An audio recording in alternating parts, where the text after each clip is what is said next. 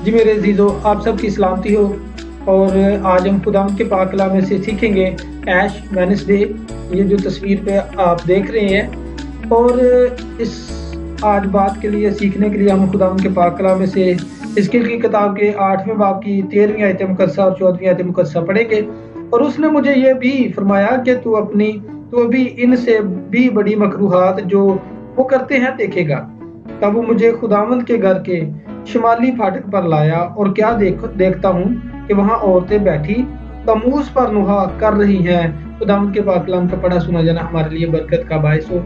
मेरे अजीजों, ये जो आज तमूज की बात हुई है और जिस बात पर आज हम सीखने वाले हैं, ऐश वेडनेसडे जो पिक्चर्स में आप देख रहे हैं, ऐश वेडनेसडे जो है इसको लिंट भी कहा जाता है।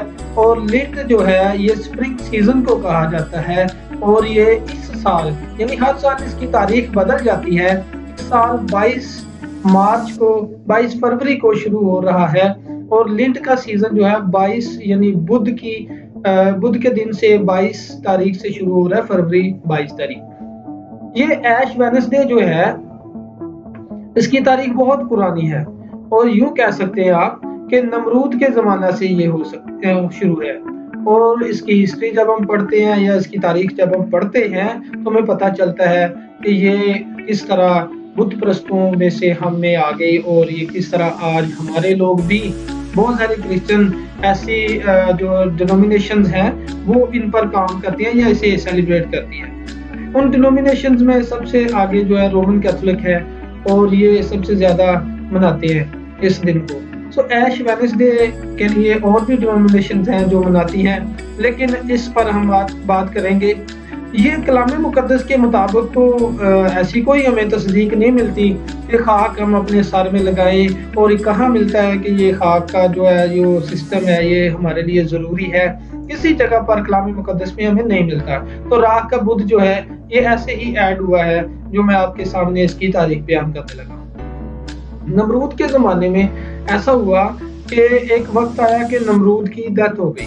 तो नमरूद की जो बीवी थी एस्तर, सो उसने क्या किया, अस्तरात ने लोगों को बताया।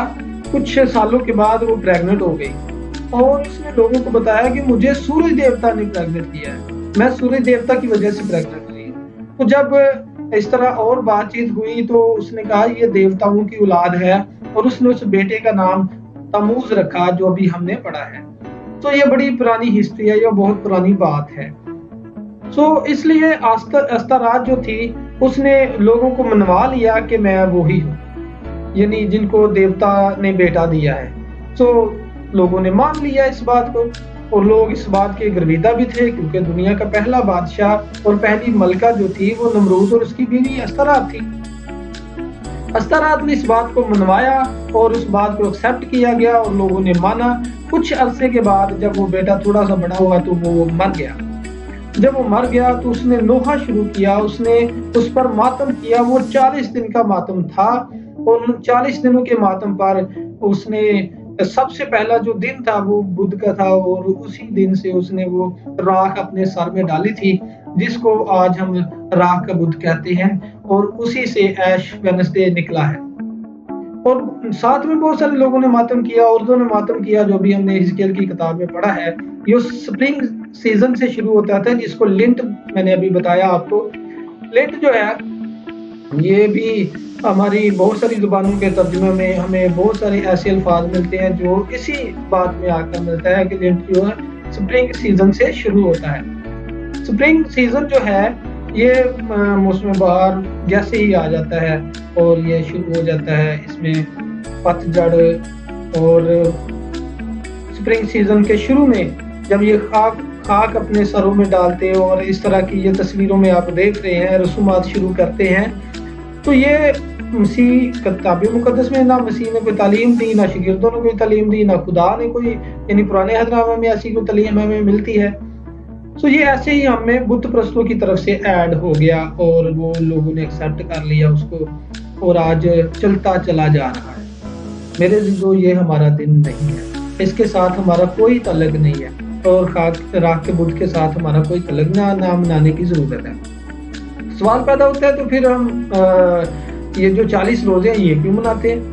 ये क्यों रखते हैं? तो मेरे अजीजों, कलाम मुकद्दस में 40 रोजे रखने के मुतल्लिक भी नहीं कहा गया, और ये आपके लिए अजीब बात होगी। बहुत सारे लोगों के लिए, हमारे बहुत सारे लोग मानते हैं और बहुत सारे नहीं भी मानते, लेकिन 40 रोजों के मुतल्लिक भी नहीं लिखा। यीशु मसीह ने जो रोजा रखा था उसके मुतल्लिक लिखा है फाका था, और वो 40 दिन का एक ही था। और वो तो मसीह खुदावंद ने अपनी खिदमत का आगाज करना था, जिससे एक आजमाइश का सिलसिला शुरू हुआ। लिखा रूह कुदस यीशु मसीह को जंगल में ले गया।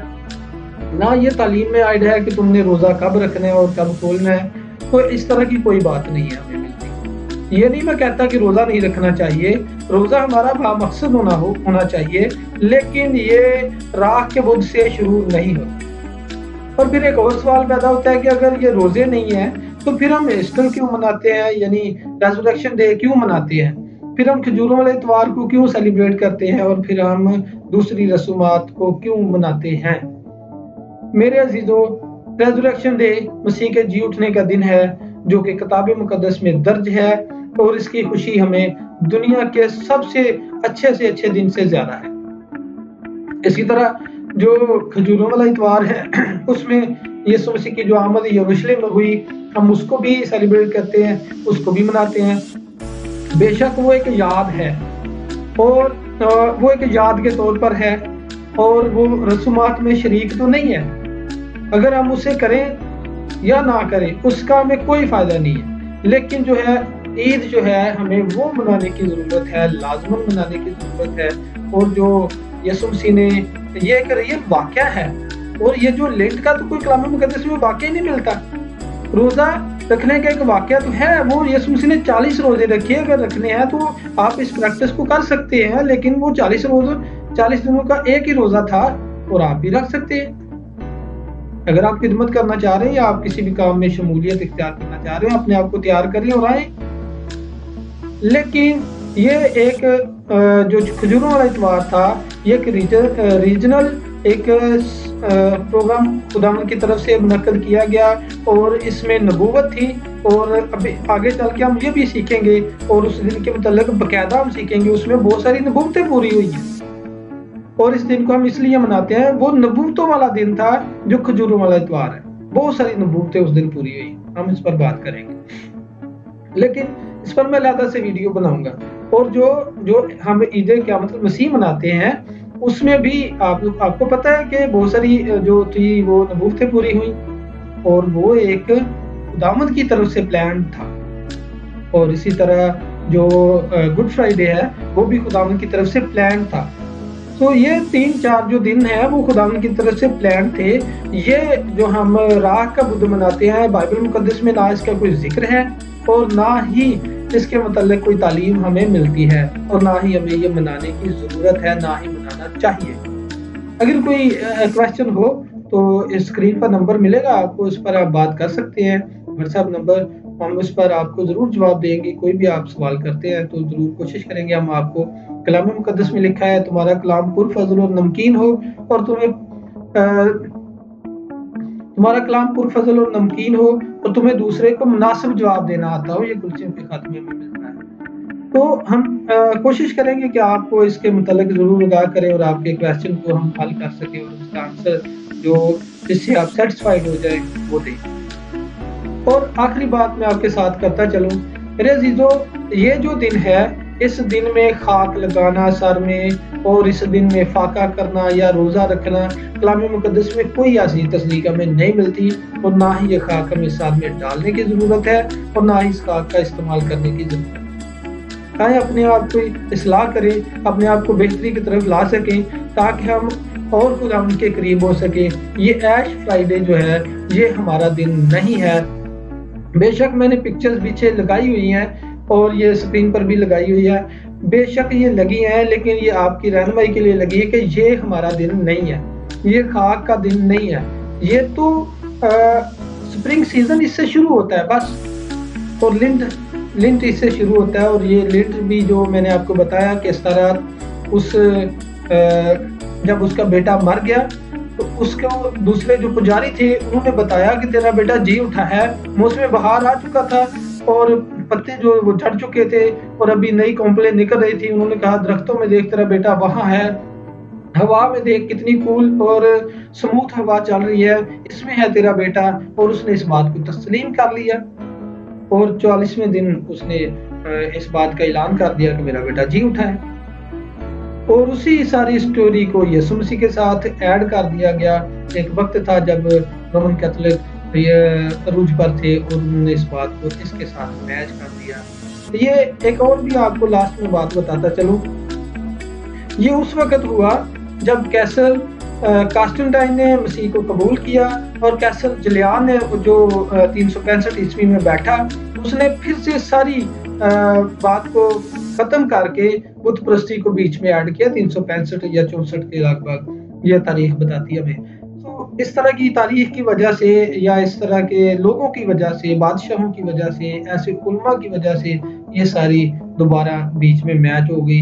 कास्टेंटाइन ने बहुत अच्छा प्लान किया था, लेकिन जब कैसर जुलियन बैठा तो उसने सारे प्रोग्राम को जो खुदावंद के लिए बनाया गया, खुदावंद के काम के लिए बनाया गया, रद्दो-बदल कर दिया। लेकिन आज हम उसके साथ शरीक ना हों, बल्कि खुदावंद के साथ शरीक हों और उसकी तमजीद और शुक्रगुज़ारी करें। God bless you. इस चैनल को लाइक करें, सब्सक्राइब करें और दूसरों में शेयर करें। खुदावंद आपके साथ हो। God bless.